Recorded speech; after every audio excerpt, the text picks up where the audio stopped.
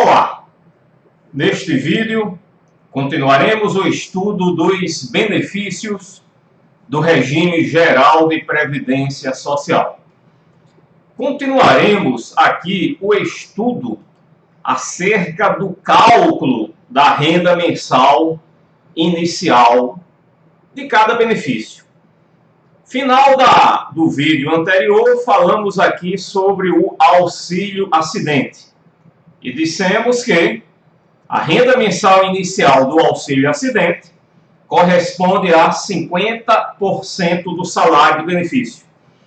E dissemos também que o auxílio acidente pode ter um valor inferior ao salário mínimo. Por exemplo, imaginem que o salário de benefício do segurado seja R$1.000.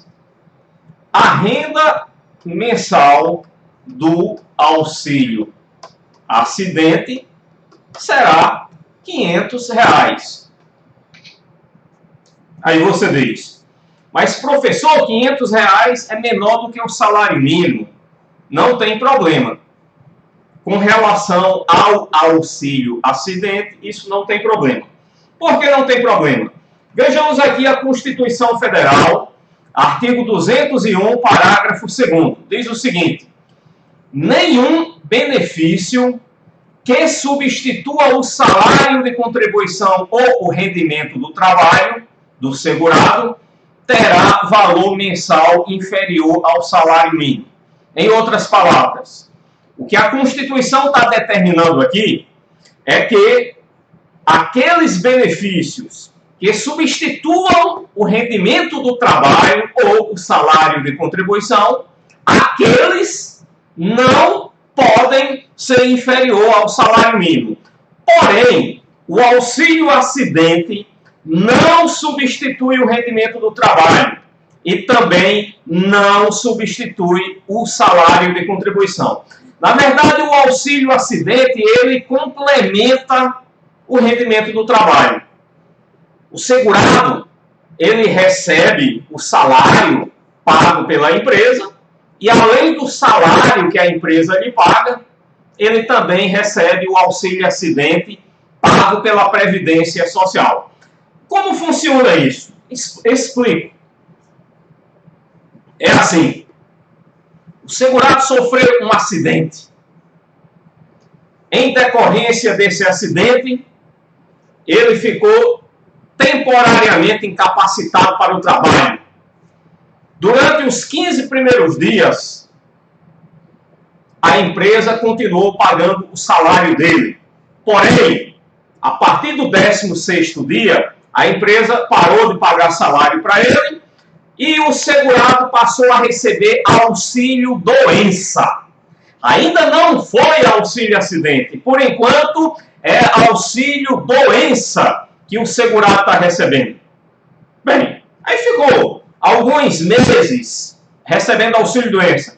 Depois voltou lá para a perícia médica do INSS. E o perito médico verificou que já houve a consolidação das lesões. Porém, ficaram sequelas. E essas sequelas reduziram a capacidade laborativa deste segurado. Este segurado já tem condições de voltar a trabalhar, porém, não com a mesma capacidade laborativa que ele tinha antes do acidente. Se ele já tem condições de voltar a trabalhar, então o auxílio doença cessará. Porém, como ficaram sequelas que reduziram a capacidade laborativa, o auxílio doença cessa. E no dia seguinte, o trabalhador começa a receber auxílio acidente. Então, como o trabalhador vai voltar a trabalhar lá na empresa, a empresa vai voltar a pagar salário para ele. O salário quem paga é a empresa. Mas a Previdência vai ficar pagando um benefício chamado auxílio acidente para ele. Até quando a Previdência vai ficar pagando auxílio acidente? Até a data do óbito dele ou então até a data da aposentadoria. O que ocorrer primeiro vai provocar a cessação do pagamento do auxílio-acidente. Então vejam, o auxílio-acidente ele não substitui o rendimento do trabalho, ele complementa. O trabalhador agora está acumulando salário pago pela empresa, auxílio-acidente pago pela Previdência. Então é exatamente por isso que o auxílio-acidente pode ser inferior ao salário mínimo. Por que pode? Porque não substitui o rendimento do trabalho. Ele complementa o rendimento do trabalho, não substitui. Por isso que o auxílio-acidente pode ser inferior ao salário mínimo. Nesse exemplo aqui que nós vemos, salário de benefício igual a 1.000. Renda mensal do auxílio-acidente igual a 500. Sem problema. Outro benefício que pode ser inferior ao salário mínimo é o salário família. Pelo mesmo motivo, salário família não substitui o rendimento do trabalho. Salário família complementa o rendimento do trabalho. Por isso que pode ser inferior ao salário mínimo. Voltemos aqui para a nossa tabela. Já faz tempo que a gente trabalha com ela, mas ela é importante. Aqui vamos falar de dois benefícios que não são calculados com base no salário de benefício. Salário maternidade. O salário maternidade vai depender do tipo de segurado. O melhor dispositivo para você ver como é que é calculado o salário maternidade é esse dispositivo aqui, ó. É o parágrafo 2º do artigo 71B da Lei 8.213. Aqui está tudo explicadinho como é que é calculado o salário maternidade. E vejam, não tem nada a ver com salário de benefício. Não é com base no salário de benefício que a gente calcula o salário maternidade. Então vamos lá. Depende do tipo de segurado. Para empregado e trabalhador avulso, quanto é o salário maternidade? Resposta: é a remuneração integral. Anotou na caderneta? Para quem é que é a remuneração integral? Para empregado e para trabalhador avulso. Então vejamos aqui exemplos. Vamos lá. O segurado, abrir aqui mais uma tela em branco. Aqui, cadê a certinha? Vamos lá. Mais uma telinha em branco. Vamos lá, tela branca. Pronto, abriu tela branca. Um empregado ou uma empregada. Vamos dar o exemplo de uma empregada, porque embora salário maternidade atualmente possa ser pago para homem, mas é mais comum para as mulheres. Então vamos pegar o exemplo de uma empregada cuja remuneração é de R$20.000. Aí essa empregada pariu, teve um filho, deu à luz. Então ela vai se afastar do trabalho e ela vai receber salário maternidade. Quanto é o valor do salário maternidade? O valor mensal. Quanto é o valor mensal do salário maternidade que essa empregada vai receber? Resposta: R$20.000. Ok? Tranquilo? Por quê? É R$20.000. Porque é a remuneração integral. Quem é que paga o salário maternidade dessa empregada? Bem, eu disse que ela pariu. Então o evento foi parto. E ela é empregada. E ela não é empregada de um mês, né? Dá para perceber. Por que dá para perceber? Olha, com essa remuneração aqui, não pode ser empregada de um MEI.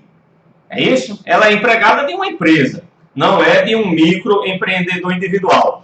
Então, como é uma empregada, o evento, o fato gerador foi parto, então quem paga o salário maternidade é a empresa.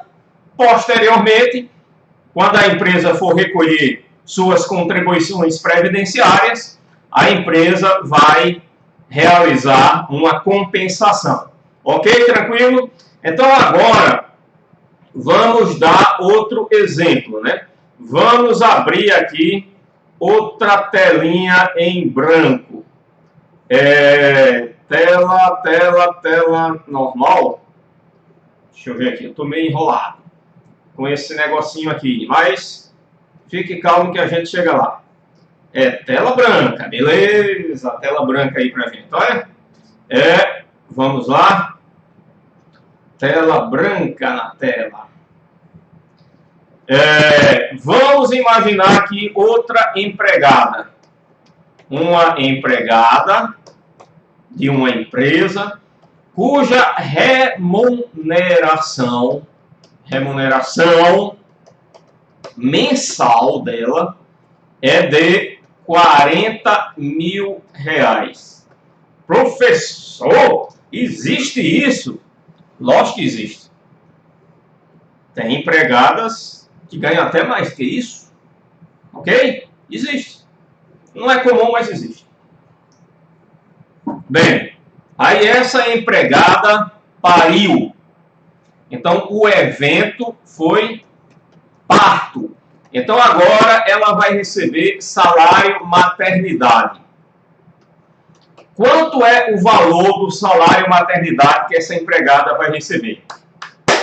Olha, antes de responder, eu quero dar uma olhada aqui no artigo 248 da Constituição Federal.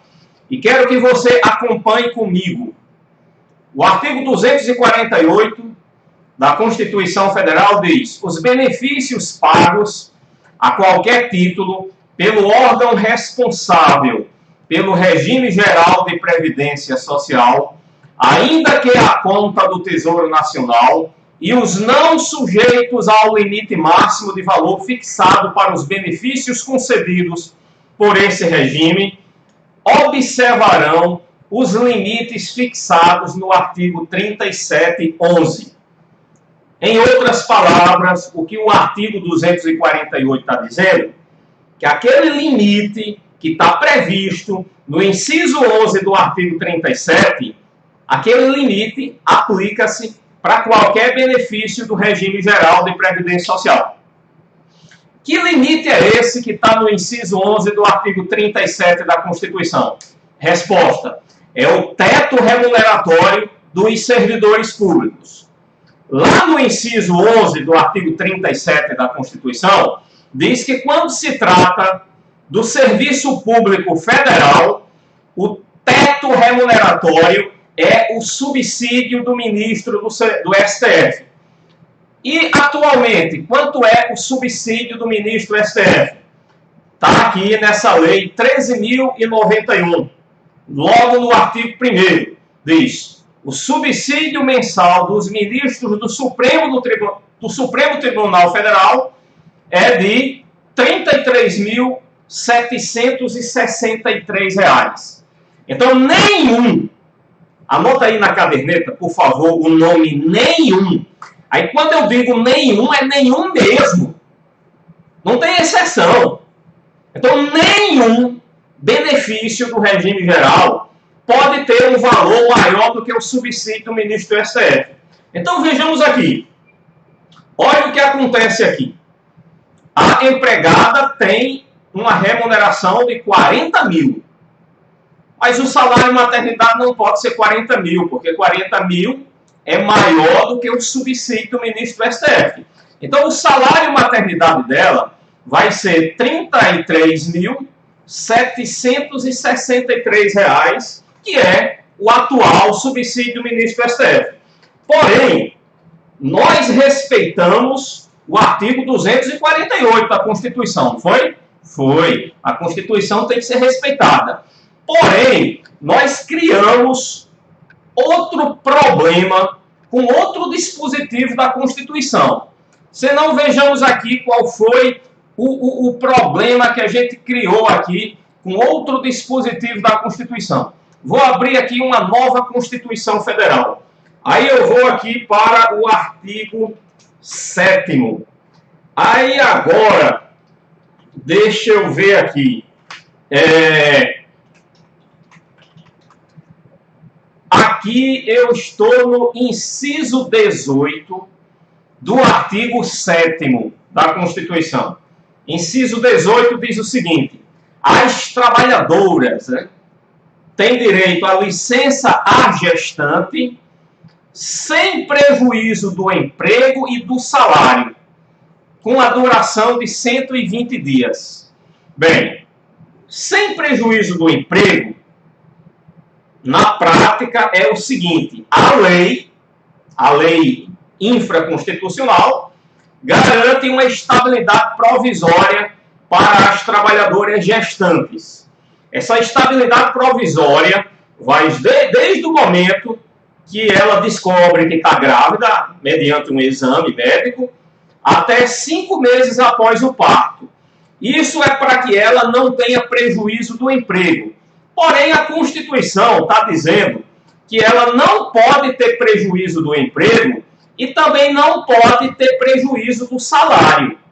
Então, para que ela não tenha prejuízo do salário durante o período de licença maternidade, o que é que acontece? A Previdência paga salário e maternidade para ela. Porém, a gente entrou aqui numa sinuca de bico. Aqui, a empregada tem uma remuneração de R$40 mil.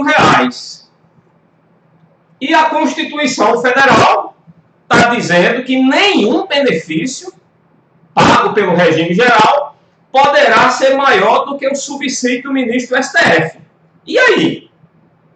A empregada vai ter prejuízo do salário? A Constituição está dizendo que não pode ter prejuízo do salário. Mas também a mesma Constituição está dizendo que nenhum benefício pode ser maior do que o subsídio do ministro do STF. Então, como é que a gente vai resolver esse problema? A gente vai resolver esse problema da seguinte forma: a empresa mensalmente paga a esta empregada R$40 mil por mês. Para quê? Para ela não ter prejuízo do salário. Porém, quando a empresa for recolher suas contribuições previdenciárias, ela não poderá compensar R$40 mil. Ela só vai poder compensar R$ 33.763. Por quê? Porque esses R$40 mil que ela pagou à empregada não foi tudo salário e maternidade. O salário e maternidade ficou limitado ao subsídio do ministro do STF. O que ultrapassou do ministro do STF é salário, não é salário e maternidade. Então a empresa só pode compensar aquilo que é salário e maternidade. Então, resolvemos o problema. Respeitamos os dois dispositivos da Constituição. Respeitamos tanto o inciso 18 do artigo 7º, de forma que a empregada não teve prejuízo do salário, e também respeitamos o artigo 248 da Constituição, que diz que nenhum benefício pago pelo regime geral terá valor maior do que o subsídio do ministro do STF. Então, como dizia aquele cara, não sei o que, russomano, se tá bom para ambas as partes, vamos para frente. Ficou bom para ambas as partes, só ficou ruim para a empresa, né? Ficou bom para a empregada, ficou bom para a Previdência, agora para a empresa não ficou muito bom não, né? Porque a empresa pagou 40 mil e só pôde compensar 33.763. Então vamos lá. Já sabemos que para empregada e para trabalhadora avulsa, o valor do salário e maternidade corresponde à remuneração integral. Porém, faça-se uma ressalva. Qual é a ressalva? Artigo 248 da Constituição Federal. É remuneração integral, porém, não pode ser maior do que o subsídio do ministro do STF, que é um valor até considerável, né? É R$ 33.763. É um valor considerável. Vamos lá.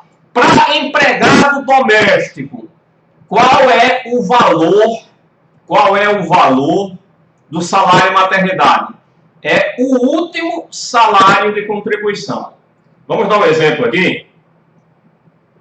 Para a gente entender tudo isso, vamos lá. Exemplo. Exemplo. Queremos exemplo. Beleza. Vamos dar um exemplo da nossa amiga Marinete. Marinete, ela estava no 8º mês de gestação. Marinete nunca tinha trabalhado. Também nunca tinha contribuído para a Previdência Social. Aí, quando Marinete estava no 8º mês de gestação, Marinete conseguiu o seu primeiro emprego como empregada doméstica. Marinete passou a trabalhar como empregada doméstica. Remuneração da Marinete, assinada na carteira de trabalho, tudo conforme manda a lei. A remuneração mensal da Marinete, é de R$7.000. R$7.000. O que aconteceu?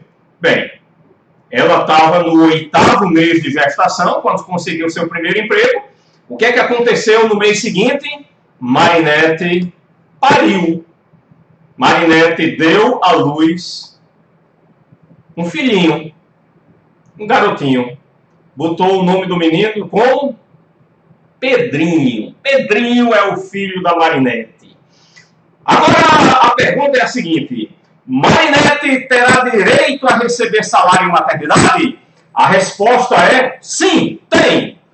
Ah, professor, mas ela só tem uma contribuição porque só faz um mês que ela trabalha. Não tem problema isso. Por quê? Porque para empregado doméstico, salário maternidade não exige carência. Você lembra que salário maternidade não exige carência para empregado, para trabalhador avulso e para empregado doméstico, é isso? Não exige carência. Está lá no artigo 26 da Lei 8.213, né? Podemos pegar aqui uma Lei 8.213 novinha aqui, ó. Aí vamos lá, artigo 26. Aí vamos lá, artigo 26, chegou ele, independe de carência, a concessão, independe de carência, a concessão das seguintes prestações. Aí vamos lá, inciso 6, salário maternidade para as seguradas, empregada, trabalhadora avulsa e empregada doméstica. Então, Marinete é empregada doméstica. Então, para Marinete, salário maternidade não exige carência. Então, Marinete terá direito a receber o salário maternidade. Agora, qual será o valor do salário maternidade que a Marinete vai receber mensalmente durante 120 dias? Resposta. A resposta está aqui. Está na Lei 8.213. A resposta é o último salário de contribuição.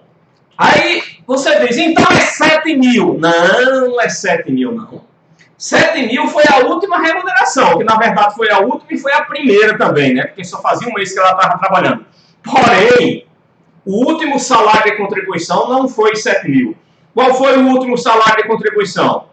Foi R$ 5.645,80. Porque esse valor aqui é o limite máximo do salário de contribuição.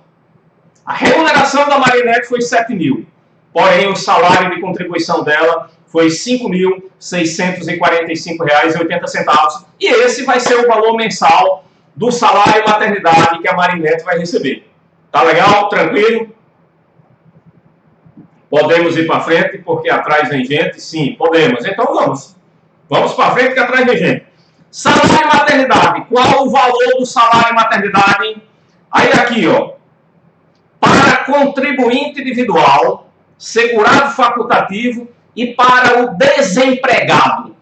O que é que a lei está chamando aqui de desempregado? Na verdade, o que a lei está chamando de desempregado é aquele segurado que está no período de graça. Ele foi demitido da empresa, mas ainda está no período de graça. Aí adotou uma criança, vai ter direito a salário de maternidade. Se é uma mulher, pariu, vai ter direito a salário de maternidade, porque está no período de graça. Então, para quem está no período de graça, o salário maternidade é calculado da mesma forma que se calcula salário maternidade para contribuinte individual e para segurado facultativo. E como é que se calcula salário maternidade para contribuinte individual e para segurado facultativo? É assim, ó, é 1/12 da soma dos 12 últimos salários de contribuição apurados em período não superior a 15 meses. É assim. Exemplo. Opa, professor, é bom dar um exemplo sobre isso. Olha, aqui é o seguinte. Ó. Aqui é a linha do tempo, né? Bem, se nesses aqui, digamos, a segurada facultativa, a facultativa, ou a contribuinte individual, ou alguém que está no período de graça, nessa data aqui ela pariu. É isso? Deu à luz. Bem, se nesses 12 últimos meses, ela não deixou de contribuir nem um mês, então vai ser 1/12 multiplicado pela soma dos 12 últimos. Não, aqui é o seguinte, não é nos últimos 12 meses, é nos últimos 15. O que eu estava querendo dizer é o seguinte, se nos últimos 15 meses eu encontrar, quer ver? Olha aqui, é 1/12 da soma dos 12 últimos salários de contribuição apurados em período não superior a 15 meses. Então, aqui, se nos últimos 15 meses, nos 15 últimos meses, eu encontrar uma quantidade de salários de contribuição maior ou igual a 12, então, eu vou fazer 1/12 da soma dos 12 últimos salários de contribuição. O que é isso, na verdade? Isso aqui nada mais é do que a média aritmética dos 12 últimos salários de contribuição. Simplesmente isso. Porém, se nesses últimos 15 meses eu encontrar menos do que 12 salários de contribuição, aí, na verdade, não é uma média aritmética. Porque, por exemplo, imagine que nos últimos 15 meses anteriores ao parto, eu só tenha 10 salários de contribuição. Só tenha 10. Por que só tenho 10? Porque nesses últimos 15 meses, tiveram 5 meses que a segurada não contribuiu. Por qual motivo eu não sei, mas não contribuiu. Nos últimos 15 meses, ela só contribuiu durante 10 meses. Aí, como é que eu vou fazer aqui o cálculo do salário e maternidade dela? Vai ser 1/12 da soma dos 10 últimos salários de contribuição. Aí, isso aqui não é uma média aritmética. Isso aqui, ó, 1/12 da soma dos 12 últimos, isso aí é a média aritmética dos 12 últimos salários de contribuição.